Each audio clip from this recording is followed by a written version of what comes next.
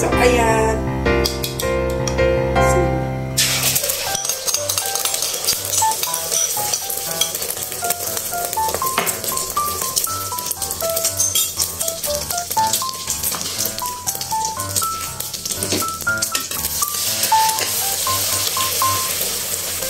Good morning! Kumusta kayo? Weekend dito sa amin. Dito mga kadadalag, Friday ang weekend dito, Friday and Saturday. And then ang pasukan is Sunday. So, ang weekend dito is Friday and Saturday. Dito lang sa Pinas, Saturday, Sunday. So, dito, Friday and Saturday. So, this time mga kadadalag kahapon, may, may closing na sa school, yung mga nag-receive na ng ng mga certificate. So, pero papasok pa rin kami after 1 week. Because of Eid holiday, wala kaming pasok sa next week. And then, babalik kami after 1 week. Pero kulang na yata ang bata. Kasi after 1 week ay bakasyon na 2 months closing na ng school. So, medyo kulang na rin siguro ang mga bata at ang staff ay mag-revisit na ng mga kwarto, ng mga gamit sa classroom. Because it's closing na. So, ayun mga kadadalang ang ating fried egg. Yan. Yan. And then, lutuin natin ang ating miswa sardines. Simple lang. Gisain lang natin ang ating sibuyas and bawang.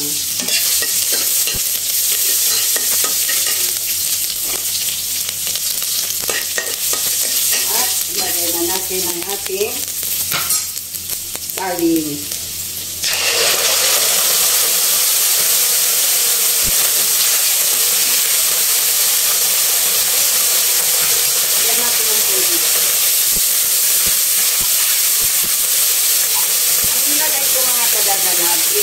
Mainit na tubig para madali siyang tumulo. Kaya hindi na tayo maghintay na kumulo.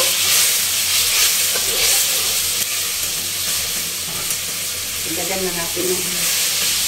Yan. Yan, see? Kasi mainit na ang nilagay kong tubig. Lagyan lang natin ng konting asin. And magic. Ayan, konti. Ayan mga kadadalas. Paborito ko rin ang miswa. So, lagyan na natin ng miswa. Ilagay na natin. Ilagay lahat. Kasi meron dyan mga buo-buo mga kadadalas. No? Ang miswa ay sinisip-sip niya yung tubig. Kaya inarami ko rin ang tubig. Kasi pag nagluluto tayo ng miswa, natutuyo siya eh. Sinisip-sip niya ang tubig. So, ayan. So, kung gusto niyo mga kadadalag sa lagyan ng konting soy sauce para may lasang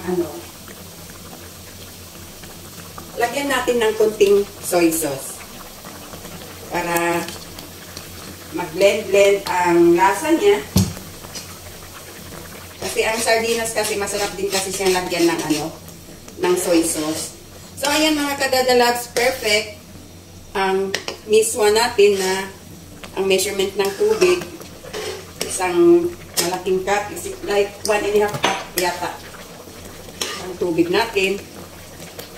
Yan. So ayan mga kadadalags ang ating miswang sardines for our breakfast today.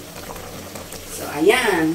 Thank you for watching. Bye! Don't forget to subscribe, like, and share sa Dadalabs Stress Reliever. God bless everyone. Bye!